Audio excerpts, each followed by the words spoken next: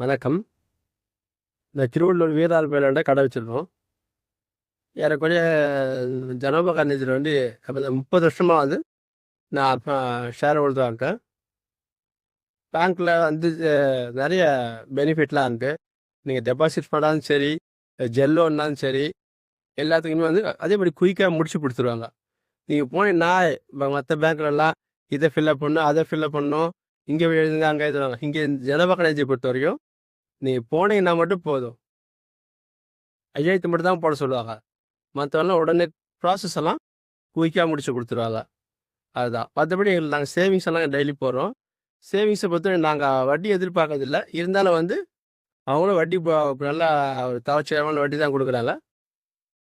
இருந்தாலும் எப்போ தேவையோ மற்ற பேங்க்கில் நீங்கள் போனீங்கன்னா சேவிங்ஸ் எல்லாம் உடனே எடுக்க விட மாட்டாங்க.